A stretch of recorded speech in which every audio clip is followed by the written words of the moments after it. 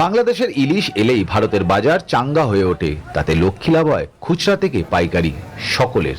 আমরা তো খুব অপেক্ষায় আছি যে বাংলাদেশে ইলিশটা যদি আসে তা আমাদের খুব খুশি হয়। পাইকার থেকে আড়তদার সবাই আনন্দে আছে যে সারা বছরে আমরা এই একটা বারই পুজোর আগে এই বাংলাদেশের ইলিশটা পাই। তো বাংলাদেশ সরকার এই পারমিশনটা গ্র্যান্ট করেছে, তো বাংলাদেশের ইলিশটা আসবে, সবাই খুশিতে আছে যে কিছু লক্ষ্মী আমদানি হবে। আর কিছুদিনের মধ্যেই ভারতে যাবে বাংলাদেশের ইলিশ।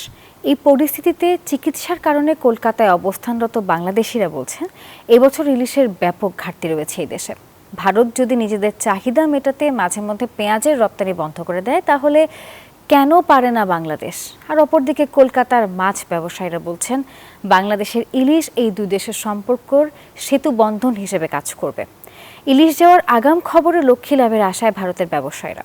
কলকাতা থেকে ভাস্কর সর্দারের প্রতিবেদনে দেখুন বিস্তারিত।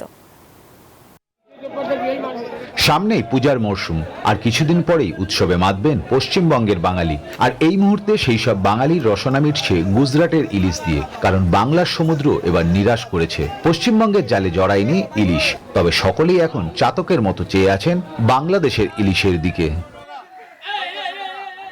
আর এই পরিস্থিতিতে কলকাতায় অবস্থানরত বাংলাদেশিরা বলছেন আগে দেশের স্বার্থ দেখা উচিত।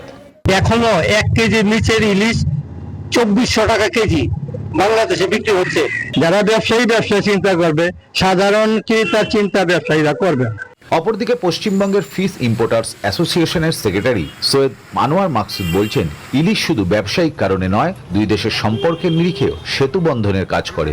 ধন্যবাদ জানিয়েছেন অন্তর্বর্তী সরকারের বাণিজ্য মন্ত্রণালয়কেও। অনেক ইস্যুর কারণে দুই দেশের সম্পর্কটা আমাদের ভালো নেই। তো এই ইলিশ মাছ ওনারা যে প্রদান করেছেন, আমরা কিন্তু এটাকে একটা ইলিশ ডিপ্লোম্যাসি হিসাবে দেখছি, যেটা একটা সেতু বন্ধনের হিসাবে দুই বাংলায় কাজ করবে, যাতে আমাদের সম্পর্কটা ভালো দিকে যায়। বাংলাদেশের ইলিশ এলেই ভারতের বাজার চাঙ্গা হয়ে ওঠে, তাতে লক্ষ্মী লাভ হয় খুচরা থেকে পাইকারি সকলের।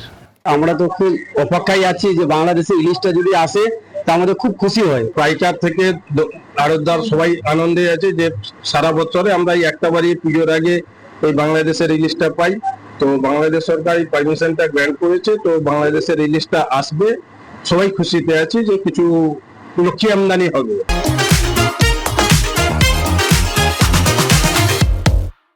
তবে ব্যবসায়ীরা জানাচ্ছেন পূজার মরশুমে ইলিশের চাহিদা থাকায় ভারতের খুচরা বাজারে কেজি প্রতি বাংলাদেশের ইলিশ বিক্রি হবে 2200 থেকে 2500 রুপিতে। তাতেও বাজার সামাল দেওয়া অনেক ক্ষেত্রেই মুশকিল হয়ে ওঠে। ভাস্কর সর্দার, নিউজ 24, কলকাতা।